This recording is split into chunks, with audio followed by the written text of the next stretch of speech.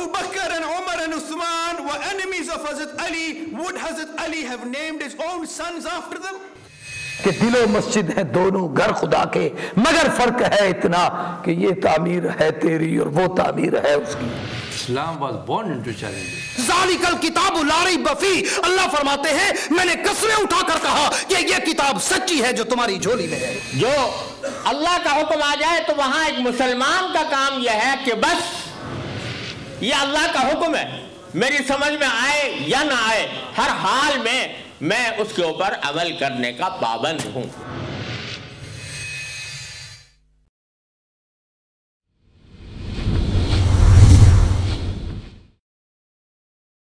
بسم اللہ الرحمن الرحیم نحمدہ ونصلی علی رسولہ الکریم. قال اللہ تبارک و تعالی فی الکلام المجید والفرقان الحمید وإنک لعلی خلق عظیم. صدق اللہ مولانا العظیم.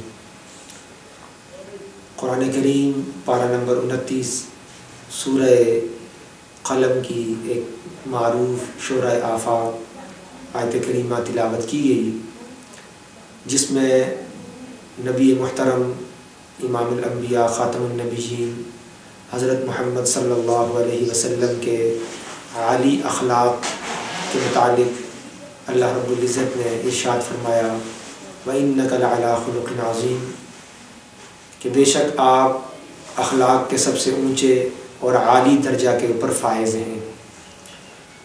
اس مختصر سی نشست میں اخلاق عالیہ کے متعلق چند گزارشات آپ کی خدمت میں پیش کرنی ہے. اخلاق کے 3 درجے بیان فرمائے گئے ہیں: خلق حسن، خلق کریم اور خلق عظیم. اور اسی بات کو قرآن کریم کی ایک اور آیت کریمہ کے حوالے سے میں واضح کروں گا. چنانچہ خلق حسن کہتے ہیں کہ کسی کے احسان کا یا کسی کے اچھے رویے کا یا کسی کی خدمت کا اسی طرح بدلہ دے دینا جس طرح اس نے آپ کے ساتھ رویہ روا رکھا ہے. مثال کے طور پر جب آپ کسی کے ہاں جاتے ہیں تو آپ کا گھر سے باہر نکل کر وہ شخص استقبال کرتا ہے اور پھر گھر میں بلا کر آپ کی خاطر مدارت کرتا ہے اور اعزاز و اکرام کرتا ہے. تو جب آپ اس کے گھر میں جائیں تو وہ بھی اسی طرح جس طرح آپ نے اس سے معاملہ کیا ہے اسی طرح کرے تو اس کو خلق حسن کہیں گے.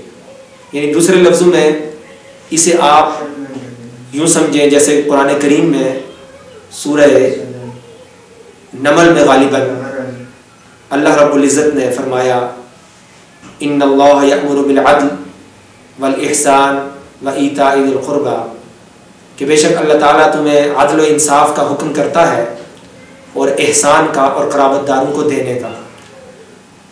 تو عدل کا معنی ہوتا ہے برابری، اعتدال، جسے ہماری اصطلاح میں انصاف کہا جاتا ہے. تو گویا کہ خلق حسن کہیں گے انصاف کو، کہ کسی کے ساتھ برابری کا معاملہ کرنا، عدل کا معاملہ کرنا، اعتدال کا معاملہ کرنا. تو کوئی اگر ہاتھ ملائے تو اس کے ساتھ اسی طرح ہاتھ ملانا، مصافحہ کرنا. کوئی معانقہ کرے تو اس کے ساتھ معانقہ کرنا. کوئی آپ کا باہر نکل کر استقبال کرے اور رخصت کرتے وقت آپ کو باہر نکل کے الوداع کرے، اور یہ سنت بھی ہے، نبی محترم صلی اللہ علیہ وسلم کی تعلیمات بھی ہیں. تو اسی طرح کا رویہ اس کے ساتھ رکھا جائے تو یہ خلق حسن ہے، یعنی برابری کے ساتھ کسی کے حسن سلوک کا بدلہ دینا.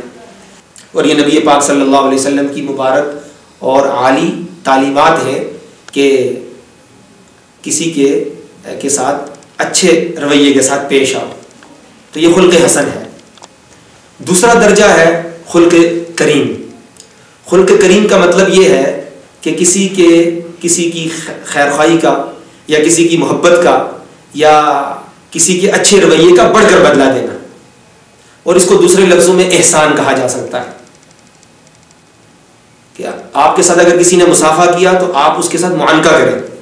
آپ کے ساتھ آپ کا اگر گھر کی دہلیز پہ استقبال کیا تو آپ گھر سے باہر نکل کر اس کا استقبال کریں. آپ کو کسی نے چائے پلائی, آپ اس کو کھانا کھلائیں, اس سے بڑھ کر اس کی خاطر مدارت کریں, گھر سے باہر نکل کر اس کو الوداع کریں.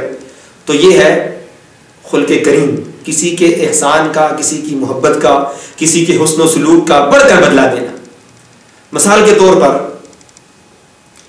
آپ اپنے گھر میں کوئی تعمیر کا کام کروا رہے ہیں تو آپ کسی مزدور کو اپنے گھر لا رہے ہیں کام کروانے کے لیے, اور اس کے ساتھ آپ کی یہ بات طے ہوتی ہے کہ آپ نے میرے گھر میں فلاں کام کرنا ہے, یا میرے فلاں ادارے میں یا فلاں جگہ میں جہاں پہ میرا کام ہو رہا ہے وہاں پہ فلاں کام کرنا ہے, اور اس کی دہاڑی میں نے آپ کو 300 روپے دینی ہے, تو 300 روپے مقرر ہوگی. تو انصاف کا اور عدل کا تقاضا یہ ہے کہ کام ختم ہونے پر اس کا 300 روپے اسے دے دیا جائے, اس کا 300 روپے اسے دے دیا جائے. اور دوسرا درجہ ہے احسان, کہ آپ 300 روپے بھی دیں اسے اور بڑھ کر تھوڑا سا احسان بھی کر دیں اس کے اوپر کہ اسے 50 روپے مزید دے دیں. ان اللہ یامر بالعدل والاحسان, کہ بڑھ کر اس کو اور زیادہ, یعنی 300 روپے تو گویا اس کا حق ہے. انصاف کا اور عدل کا اور حسن سلوک کا اور حسن خلق کا یہ تقاضا ہے کہ آپ عدل و انصاف کے ساتھ اس کا جو آپ کے ساتھ کمٹمنٹ ہوئی ہے, جو طے ہوا ہے, وہ اسے دے دیں. اور اگر آپ خوش ہو کر مزید اسے کچھ دیتے ہیں تو یہ احسان ہے. یہ کیا ہے؟ احسان ہے, یعنی اس کے اوپر احسان کرتے ہیں. تو خلق حسن یہ ہے کہ کسی کی اچھائی کا برابری کے ساتھ بدلہ دے دینا.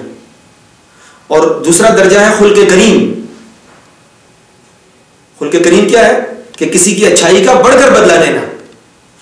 آپ کے ساتھ کسی نے اچھائی کی ہے تو آپ اتنی ہی اچھائی کریں گے تو یہ خلق حسن ہے, اور آپ بڑھ کر بدلہ دیں گے تو یہ خلق کریم ہو جائے گا. اور تیسرا درجہ اخلاق کا خلق عظیم ہے, جسے قرآن کریم نے کہا وَإِنَّكَ لَعَلَىٰ خُلُقٍ عَظِيمٍ. اے پیارے حبیب صلی اللہ علیہ وسلم, ہم نے آپ کو اخلاق کے سب سے اونچے اور اعلیٰ درجے کے اوپر فائز کیا. اور خلق عظیم کیا ہے؟ خلق عظیم کہتے ہیں کہ برائی کا بدلہ اچھائی کے ساتھ دینا, برائی کا بدلہ اچھائی کے ساتھ دینا. اور یہ صرف نبی پاک صلی اللہ علیہ وسلم کے متعلق اللہ رب العزت نے یہ جو فرمایا ہے, تو آپ صلی اللہ علیہ وسلم صرف اپنی زبان سے یہ بات نہیں ارشاد فرماتے تھے, بلکہ حضور پاک صلی اللہ علیہ وسلم نے اپنے عمل سے کر کر دکھایا. چنانچہ ایک موقع پر آپ نے ارشاد فرمایا کہ صل من قطعک, جو تیرے ساتھ رشتے ناطے کو توڑے تو اس کے ساتھ جوڑ. واعف عن من ظلمک, جو تجھ پر ظلم کرے تو اسے معاف کر. آتی من حرمک, جو تجھے عطا سے محروم کرے تو اسے عطا کر. اور احسن من اساء الیک, جو تیرے ساتھ برائی کرے تو اس کے ساتھ اچھائی کر. تو یہ نبی پاک صلی اللہ علیہ وسلم کی تعلیمات ہیں, اور اللہ رب العزت نے آپ کے بارے میں یہ ارشاد فرمایا کہ یہ اخلاق کا سب سے اونچا اور سب سے عالی درجہ ہے جس کے اوپر نبی پاک صلی اللہ علیہ وسلم فائز تھے. آپ صلی اللہ علیہ وسلم کے ساتھ یعنی کیا کچھ نہیں کیا گیا, لیکن حضور پاک صلی اللہ علیہ وسلم نے خلق حسن اور خلق کریم سے بڑھ کر خلق عظیم کے درجے پر چونکہ فائز تھے, تو آپ کے ساتھ جن نے برائی کی آپ نے ان کے ساتھ بھی اچھائی کی. طائف کے اندر طویل واقعہ ہے کہ حضور پاک صلی اللہ علیہ وسلم کے ساتھ وہاں کے لوگوں نے, قبیلہ بنو ثقیف کی جو جماعت تھی, ان لوگوں نے اور وہ جو وہاں کے رؤساء اور سردار تھے, انہوں نے جو عرب کی وہ مشہور مہمانی تھی اس کا بھی پاس لحاظ نہیں کیا کہ ہمارے ہاں ایک قریش کے ایک عالی مرتبہ خاندان بھی سب سے اونچا, نسب اور قبیلہ بھی سب سے اونچا, چونکہ نبی انبیاء علیہ الصلوۃ والسلام اپنے وقت کے جو سب سے اونچا اور بڑا خاندان ہوتا تھا اس سے انبیاء کا انتخاب کیا جاتا رہا. اور حضور پاک صلی اللہ علیہ وسلم کا جو خاندان تھا، اور آپ قریش کا خاندان تھا، بنو ہاشم کی شاخ تھی، بنو ہاشم شاخ تھی، اس سے پھر رسول پاک صلی اللہ علیہ وسلم جو دنیا کے اندر سب سے اونچا اور سب سے یعنی برگزیدہ اور عالی مرتبہ خاندان تھا.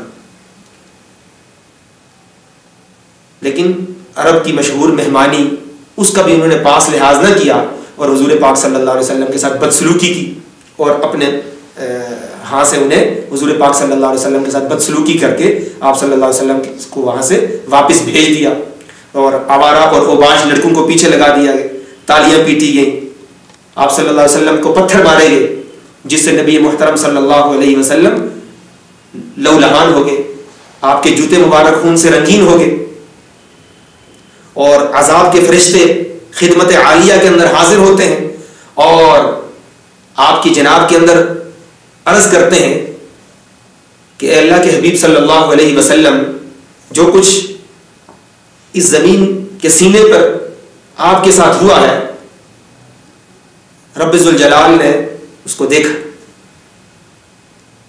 لہذا ہم اللہ رب العزت کے فرشتے ہیں، ہم آپ کی خدمت میں حاضر ہوئے ہیں، پہاڑوں پر ہماری ذمہ داری ہے، اگر آپ ہمیں حکم دیں تو بالمقابل دونوں پہاڑوں کو آپس میں ٹکرا کر ان طائف کی وادی والوں کو اور ان اذیت پہنچانے والوں کو ہمیشہ ہمیشہ کے لیے نیست و نابود کر دیں.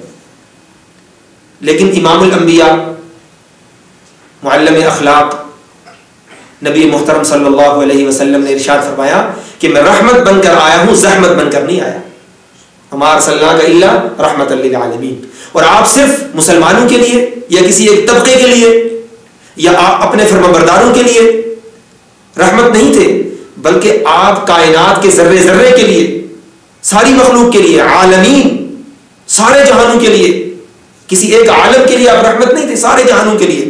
اور اس کے اندر چونکہ غیر مسلم بھی ہیں، آپ ابو جہل اور عتبہ و شیبہ اور قریش مکہ جو آپ کے جانی دشمن تھے، جو آپ صلی اللہ علیہ وسلم کو نقصان پہنچانے کی تدبیریں کیا کرتے تھے، آپ ان کے لیے بھی رحمت تھے، ان کے بھی خیر خواہ تھے. تو آپ نے فرمایا میں رحمت بن کر آیا ہوں، زحمت بن کر نہیں آیا.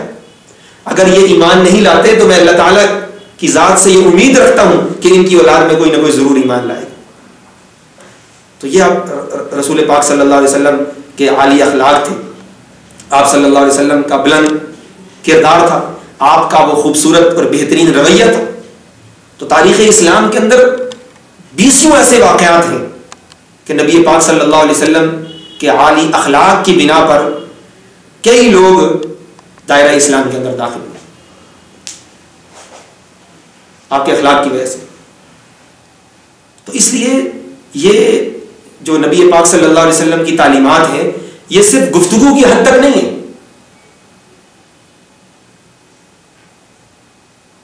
یہ پوری انسانی برادری کے لیے اور قافلہ انسانیت کے لیے اور بالخصوص امت مسلمہ کے لیے نبی پاک صلی اللہ علیہ وسلم کے یہ بلند اخلاق اور آپ صلی اللہ علیہ وسلم کی یہ تعلیمات یہ مشعل راہ ہیں.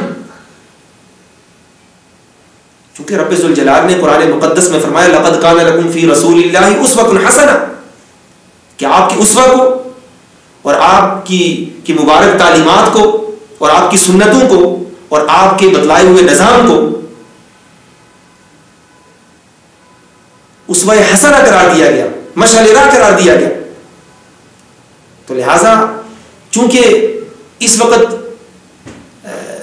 مسلمان اخلاقی طور پر انحطاط کا شکار ہے، لہذا بالخصوص مسلمانوں کو چاہیے کہ رسول پاک صلی اللہ علیہ وسلم کی ان مبارک اور خوبصورت تعلیمات کے اوپر اور بالخصوص آپ کے جو عالی اخلاق ہیں اور آپ صلی اللہ علیہ وسلم کے اخلاق حمیدہ اور اوصاف حسنہ جن کے متعلق خاص طور پر امت مسلمہ کو تعلیمات دی گئی ہیں، ان پر عمل پیرا.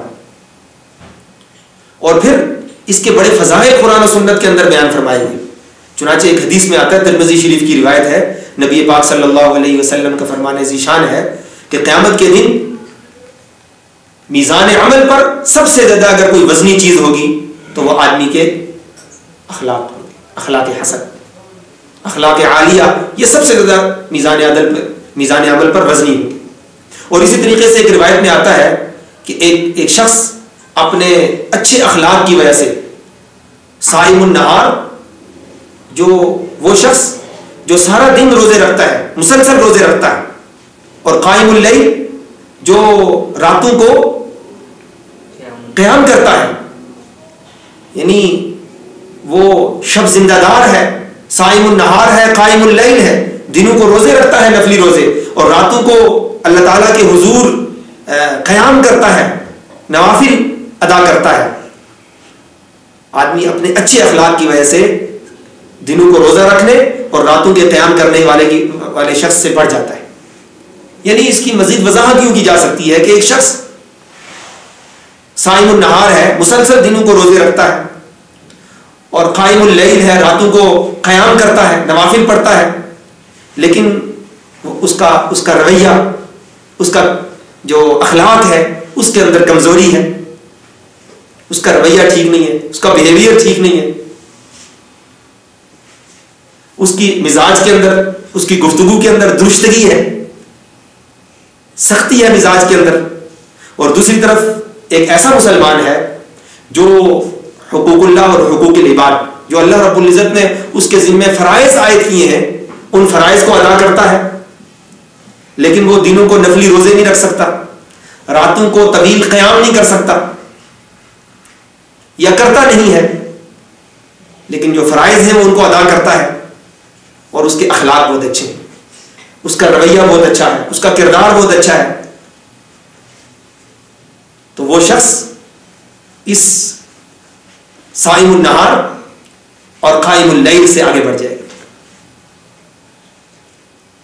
تو اس لیے ہمیں رسول پاک صلی اللہ علیہ وسلم کے جو عالی اخلاق ہیں اور آپ صلی اللہ علیہ وسلم نے جو بلند کردار عطا فرمایا، اس کو سامنے رکھ کے اگر ہم زندگی گزاریں گے تو انشاءاللہ العزیز ہمارے ان رویوں کی وجہ سے اور ہمارے اس اخلاق اور کردار کی وجہ سے لوگ جوک در جوک اسلام کے اندر داخل ہوں گے. اب چونکہ ساری دنیا کے اندر لوگ پیاسے ہیں، وہ اسلام کی طرف متوجہ ہیں، لیکن بدقسمتی سے ہماری سستی اور کاہلی اور ہماری کچھ کمزوریوں کی بنا پر ہم خود رکاوٹ بنے ہوئے ہیں. تو اس لیے مسلمانوں کو چاہیے کہ دین کی محنت اور دین کی تعلیمات کے سلسلے کے اندر جد و جہد اور کوشش کے ساتھ ساتھ مسلمانوں کو عمومی طور پر سارے مسلمانوں کو اور بالخصوص جو مبلغین ہیں اور جو ارباب علم و دانش ہیں اور جو خطباء ہیں جن کو اللہ رب العزت نے قرآن و سنت کی تعلیمات سے آراستہ کر رکھا ہے، اور جو پیشوا قسم کے لوگ ہیں جن کو لوگوں کے ساتھ اسلامی نقطۂ نظر سے اور اسلامی حوالے سے گفت و شنید کرنی پڑتی ہے، ان کو خاص طور پر وسعت نظری، وسعت ظرفی اور اسی طریقے سے یعنی عالی اخلاق کا مظاہرہ کرنا پڑے گا. اللہ تعالی ہم سب کو قرآن و سنت پہ عمل پیرا ہونے کی توفیق عطا فرمائے. وآخر دعوانا ان الحمد للہ رب العالمین.